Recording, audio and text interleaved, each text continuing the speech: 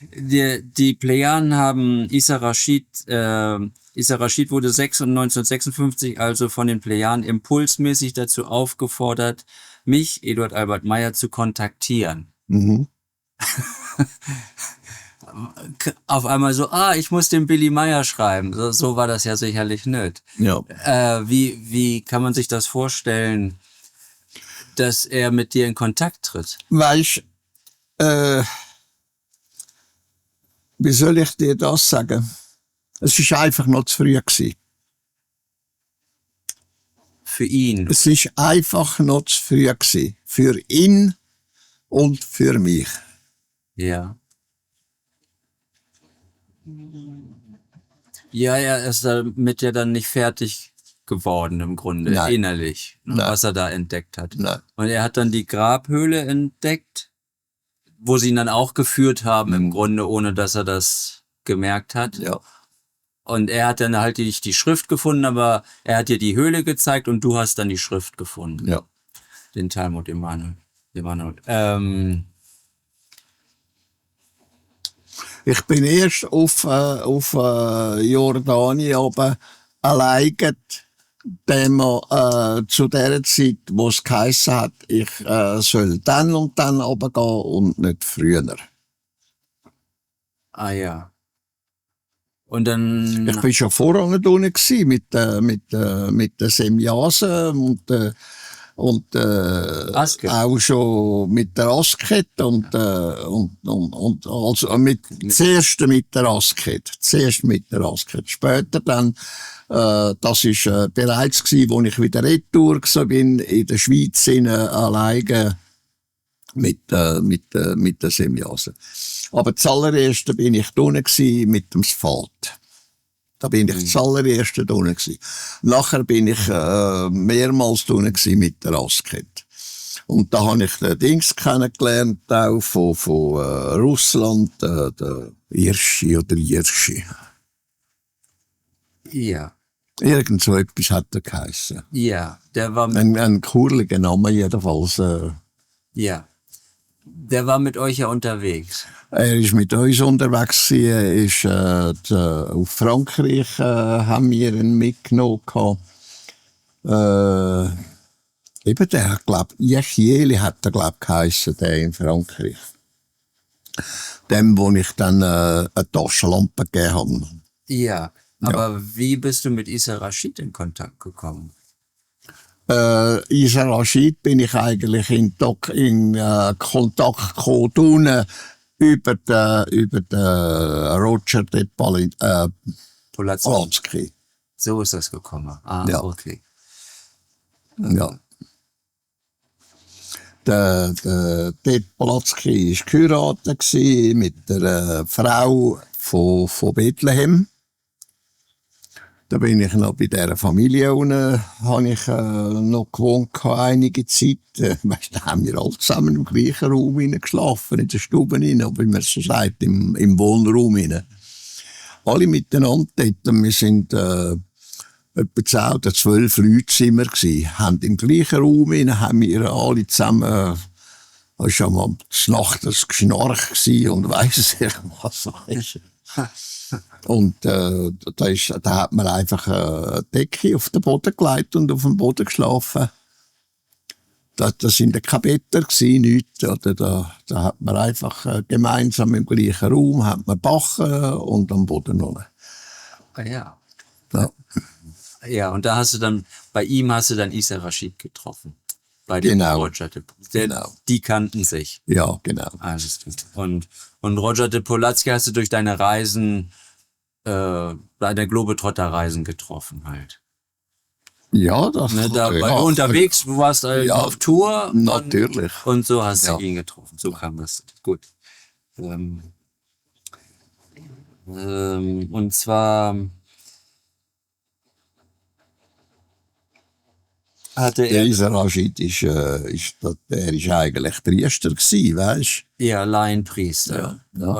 Und er hatte dann hier, heißt es, getrieben Getrieben durch seine Angst begann er dann offenbar aber doch unvorsichtigerweise Dinge zu erzählen. Wo er nicht hätte sollen. Ja, durch die jüdische und Und christliche... das hat ihm von den Oberen, nicht vom Volk, aus dem Volk ist nichts gewesen, aber von den Oberen wieder, genau wie zu Immanuels Zeiten, von oben aber hat es einen Stunk gemacht. Ja, genau. Jüdische und christliche Kreise erst auf das Vorhandensein der Originalschriftrolle aufmerksam wurden. Ja. Die wussten da ja gar nichts von. Ja, genau. Und dann 74 musste er dann deswegen mit seiner Familie zusammen das Land fluchtartig verlassen. Er nahm die Originalrolle mit sich und begab sich offenbar heimlich in das Flüchtlingslager Ain el-Hilwe im Süden Eben von in Libanon. Libanon, ungefähr 35 Meilen nördlich von Israel, Ja. wo er jedoch durch seine Verfolger ausfindig gemacht wurde. Ja, richtig. Nur wenige Stunden vor einem israelischen Überfall auf das Lager, in dem er mit seiner Familie lebte, versteckte er die umfangreiche Schriftrolle in einer Holzwand. Ja, Isa Rashid, und dabei verbrannte dann die Ja, Rolle, ja. weil sie das zerstört Genau. haben, das Haus. genau. Isa Rashid und seine Familie überlebten diesen Überfall am 20. Juli 1974, der als Vergeltungsschlag auf einen Guerilla-Einfall aus dem Libanon ins nördliche Israel getarnt wurde, nur sehr knapp. Hm. Und dann nur knappe 2 Jahre später ereilte Isa Rashid aber dann doch das Schicksal, vor dem er sich so gefürchtet hatte, und zwar im März 1976, als er nach Semjases Aussagen in Bagdad im Irak ermordet wurde. Ja. Ja. Ja. Ich habe ihn das letzte Mal habe ich ihn gesehen eben in Bagdad, oder? Das ist, Ja. Das Interessante ist, wie die Leute, die den Staat oder die Religion kontrollieren, wie die mit Argusaugen alles beobachten und Daten filtern beziehungsweise durchgehen. Ja. Die nehmen das ernst, wenn du das jemand auf der Straße erzählt hättest, was er gefunden hat. Das kann ich seit Bub her, dass das so ist. Ja, Weißt du, die Religion, Religiösen und die Sektierer und so, die haben das aus dem FF, ja, wie man das so sagt, oder? Weißt du, da kannst nichts machen dagegen. Die kommen dir auf die Schlich, wo du auch hergehst, oder? Und, ja. weißt du, und dann, ja, der Dings,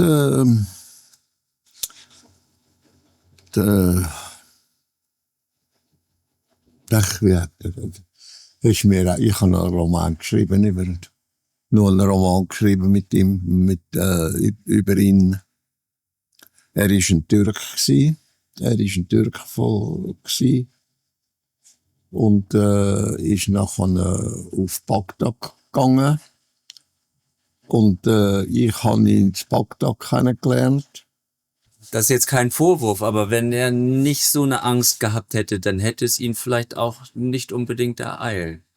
Diese Angst zieht dann oft natürlich das noch an. Ne? Das zieht dann erst recht an. Das, Ja. weißt, das löst dementsprechend die Schwingungen aus und die verbreitet sich Ja. ungewollt, oder? Und dann manifestieren sich die Dinge gerade Ja, dann so, ist wie man es eigentlich nicht möchte. Das siehst du überall. Wenn ein Mensch Angst hat, wie es ausstrahlen tut, das Nächste trifft und ein klein, wenn der Mensch, der Nächste, ein klein aufnahmefähig ist, ein klein fühlfähig, empfindungsmässig, dann merkt er das. Und solche Sachen erst recht, oder das, weißt du, so Schwingungen gehen eben weit um. Ja. Ja, genau, ja. Dann passiert meistens das, was eben nicht sollte passieren. Ja. Ja, oder wo man eben diese große Ja. Angst vor hat, ne? Ja. Dass sich das dann eben gerade manifestiert. Etwas weiter sagt, gibt da eine Erklärung, das auch, glaube ich, ja, in einem Kontaktbericht, 504.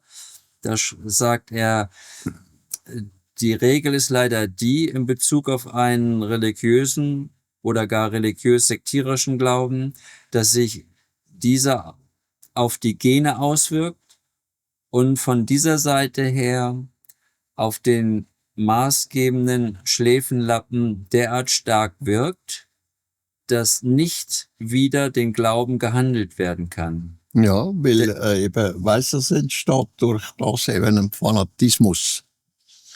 Und der Fanatismus macht sich dann bemerkbar auf die Art und Weise, dass nicht mehr kannst zurückhalten. Ja, Du kannst dich nicht mehr von dem fernhalten, sondern das Wort musst es dann praktisch machen. Es gibt ein effektiv Muss dahinter. Weißt du, der Drang. wird immer stärker. Ja. Und das löst dann eben den Fanatismus aus. Und der Fanatismus, der ist so stark, dass der Fanatismus praktisch nicht mehr kannst beschränken. Dass sich der durchsetzen tut. Und das ist sehr übel für den Mensch. Das siehst du auch dort, wo Krieg geführt wird. Der Mensch, wo das erste Mal einen anderen dann umbringt, oder? Der macht das immer weiter und weiter und weiter und weiter und immer fanatischer und fanatischer. Das siehst du da jetzt in Israel unten. Dort siehst du es ganz besonders, wie es im letzten Weltkrieg vom Hitler aus war. Genau dasselbe war. Oder in der Ukraine, wo das Militär oder Zöllner oder was es dann ist, einfach die Einheimischen selber abknallen, den anderen in die Schuhe schieben und so weiter und so fort. Oder? Wie es zum Beispiel in der Ukraine war, wo Permunda und ich gesehen haben, wie ukrainisches Militär Zivilpersonen abknallt hat und nachher das der Russen in die Schuhe geschoben hat. Ja, im Bucher, ne? Bei Ja. Kiew. Ja. Das war so eine Aktion, ja. Wo dann die Ursula von der Leyen dann extra noch hingeflogen ist. Ja, und genau. Groß in den Ich Medien. glaube, das letzte Jahr ist es, glaube ich, oder wann? Ja, so glaub ich, Letztes oder vorletztes Jahr vorletztes ist Jahr es glaube ich, gewesen. schon gewesen, ja. Das Ja. war, das war also eben schon, das war noch ziemlich am Anfang des Krieges, glaube ich, als sie da eben schon in der Nähe von Kiew waren. Ja. Und das ist dieser kleine Ort in der Nähe von Kiew, Mhm. wo der Bürgermeister sagt, das ist der größte Tag in der Geschichte des Ortes und die Russen sind weg. Ja, ja. Und dann am nächsten Tag liegen da die Leichen in der Straße. Ja. Ja. Oder übernächsten Tag. Dabei sind sie Heimische selber gewesen. Ja. Und weißt du, der Krieg wird nicht eigentlich von Ukrainern geführt oder Russland von den Russen, sondern von fremden Söldnern. Aus aller Welt. Aus aller Welt hat in der Ukraine, aus aller Welt Söldner dort. Ja. Hunderte, Tausenderweise. Ja, ja. Weil da sind dann eben chinesische und nordkoreanische Die sind bei den den Russen. und die Ukrainer haben aus der ganzen restlichen Ja, Welt. richtig. Ja. Sogar Schweizer. Und dann sagt Tar weiter, das bedeutet, dass der Mensch, wenn er einem religiösen Glauben verfallen ist, in Bezug auf die Entscheidungsfähigkeit hinsichtlich des Glaubens und all seiner Zusammenhänge nicht mehr Herr seiner Sinne ist. Mhm. Also können durch den Glauben in Bezug auf diesen selbst sowie bezüglich all dessen, was damit zusammenhängt, keine verstandes- und vernunftmäßigen Gedankengänge mehr gepflegt werden, weil der religiöse Glaube den Menschen umfänglich befangen und zu seinem Sklaven macht. Ja, das ist genau so mit dem weltlichen Glauben. Wo zum Beispiel in Politik, auf Politik bezieht. Oder wo sich zwischen zwei Menschen oder einer Gruppe ergibt und wo sie glauben tun, statt überlegen tun, selber denken tun, sondern nur noch glauben tun, passiert genau dasselbe. Nur auf eine andere Art und Weise. Ja, so wie sicherlich viele von den Staatsführenden im Westen glauben, Ja. dass sie das Richtige tun, Ja, genau. wenn sie da Waffen an die Ukraine liefern. Ja. Die sind da, Genau. ich glaube, viele sind da wirklich von überzeugt, oder einige zumindest. Und jetzt ist, das wird sich jetzt wieder erweisen mit dem Weißen Haus, mit dem Trump und dem Netanyahu. Die sind ja jetzt zusammengekommen, oder? Und was sich dort ergeben tut, wird das sein, dass jetzt Amerika wieder hinter der Ukraine steht und ums Verrecken mehr tut wieder auf die Ukraine einwirken, als das vorher war, was der Trump gemacht hat, wieder auf die gleiche Art und Weise, wie das vorher der Biden gemacht hat, mit seiner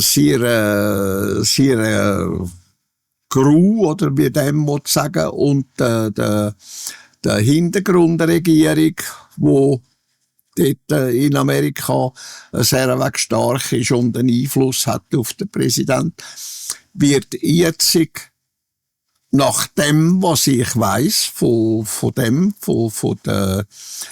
Zeit vom Vater noch, wird jetzt dann wirklich kommen, wo der Netanyahu und der Trump zusammenarbeiten, ideenmässig, um Russland zur Sau zu machen, indem sie jetzt Ukraine wieder aufbauen wird, in Bezug auf Waffenlieferungen, auf Hintergrundbeistand und so weiter und so fort. Heimlichen Beistand und was von Amerika wieder direkt gelenkt wird. Ja. Und das wird jetzt passieren. Wahrscheinlich wird es lang gehen, bis das auskommt, bis jemand einmal drauf kommt, dass das passieren tut. Und das wird in den nächsten Tagen wird das wahrscheinlich festgestellt werden, wenn überhaupt, oder? Dann wird es in den nächsten Tagen kommen. Ja. Ta beschreibt das hier in Bezug auf den Glauben, diese Gedankenlosigkeit und dies. Es ist nur ein Glaube. Es ist nur ein Glaube. Ja. Es ist nicht das wirklich darüber nachdenken über die Sache, sondern es ist ein Scheindenken über das, was tatsächlich ist. Es wird nur scheinbar das denkt, was Wirklichkeit ist, sondern es wird das denkt, was nicht Wirklichkeit ist, was glaubensmäßig angenommen wird. Und das ist das sogenannte Scheindenken. Ja. Er sagt, keine verstandes- und vernunftmäßigen Gedankengänge mehr gepflegt werden. Ja, genau. Und mir scheint, dass das eben, je mehr man das tut, je mehr Zeit man vom Tag dafür aufbringt, Ja. desto mehr wirkt sich das nachher auch auf all dein anderes Denken, dein weltliches Denken aus. Ja, genau. Dass das nicht nur auf den das Glauben das weltliche Denken und das religiöse Denken, es funktioniert genau gleich. Nur ist das eine eben das weltliche Denken und das andere das religiöse Denken. Und das religiöse Denken, das hat eben, dass der liebe Gott existiert und der alles lenken und führen tut. Oder? Ja, Im Glauben auch. ja. Oder? Weil man erzogen wurde, nicht kritisch zu denken, Genau. nicht zu hinterfragen. Und wenn das erstmal etabliert ist, dann hinterfragst du nachher eben auch Ja, die genau. Autoritäten nicht. Genau. Ja? So ist es auch im weltlichen Denken genau gleich. Da wird auch keiner, der politisch denken tut, das, was geht und läuft, hinterfragen. Ja. Genau so wie bei der Religion. Es wird nicht hinterfragt. Es wird nur geglaubt, es ist so, es muss so sein und es bleibt so. Ja. Ja. Das ist eben, was auch die Hannah Arendt geschrieben hatte über Adolf Eichmann, dieser Prozess in Jerusalem, als sie den geschnappt hatten, dass das kein Monster war, sondern der hatte den Auftrag eben Judenvernichtung, Ja, das und das ist hat er gewesen. hat er versucht, so gut wie möglich umzusetzen. Ja, genau. Aber der hat nicht die Juden Es wird nicht so gehasst. hinterfragt. Ja, Es wird nicht hinterfragt.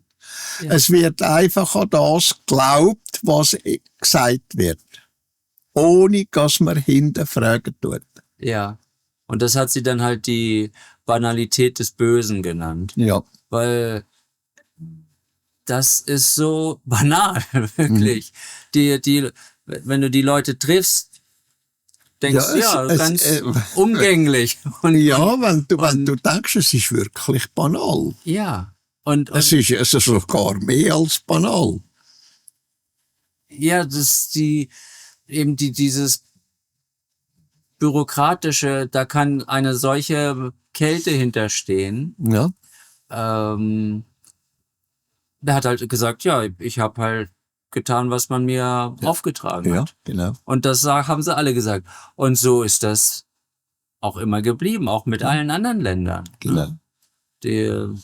Das ist, Ob das jetzt russische Weißt du, Soldaten sind ja. oder ukrainische. ja, das Oder ist israelische das ist oder genau was. gleich.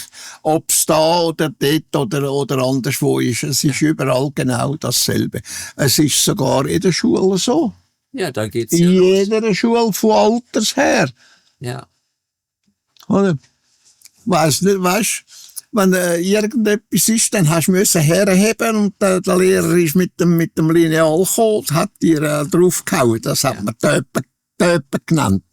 Der Lehrer hat Töpen gegeben, hat man bei uns dem gesagt, oder? ja, Wenn irgendetwas war, du hast nicht selber gedacht, oder? Dann bist du gestraft worden dafür. Statt 2 und 2 hat halt 5 gegeben, oder? Dann hat der Lehrer dir Töpen gegeben. Denk mal drüber nach, was 2 und 2 ist. Das gibt doch nicht 5, das gibt 4, oder? Dann hast du Töpen bekommen und wegen dem, dass du Töpen bekommen hast, dass er dir den Lineal auf die Finger gehauen hast du gewusst, aha, 4. 2 und 2 gibt 4. Nicht 5. ja. Oder? Das ist genau dasselbe. Ja. Es ist eine Banalität ohne Gleiche.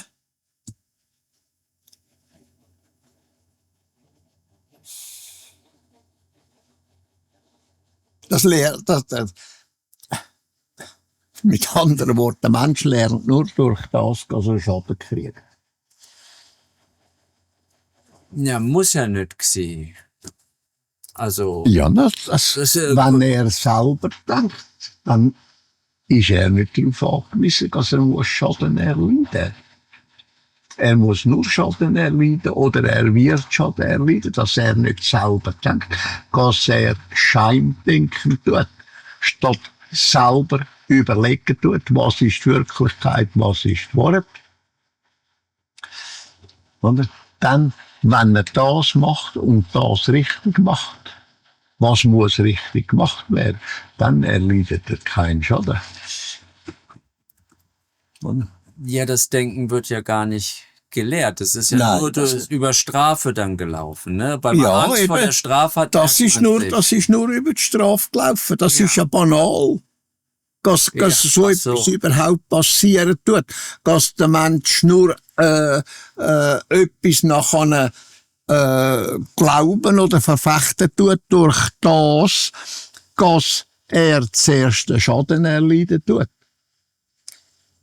Und nachher ist es nur ein Glaube. Es ist nicht das, dass er wirklich denken tut. Er tut ja nur Ski denken, er tut ja nur glauben. Er tut die Hand herheben, er kommt Tatzen über, weil er eben einen Fehler gemacht hat, oder? Und das richtige Resultat wird ihm gesagt und dann glaubt er an das und tut das nachher verwächten. Ja. Aber das ist ja eben nicht denken lernen. Ja, Und das das ist ist ja nicht Lernen. genau. Das ist Glauben, Ja. Eben einprügeln. ja, Sagt man ja so. ja. Indoktrinieren. Ja. Oder ob's dann durch Wort ist oder durch Prügel ist oder weiss ich was, durch Foltern ist oder weiss ich was. Ja. Es ist nur ein Glaube. Ja, und es sollte eben durch Erklärung, sodass Ja, die Person dass man selbst selber lernt zu drauf denken. kommt und selber tut denken und selber tut finden, was die Wirklichkeit und die Wahrheit ist. Ja. Ja.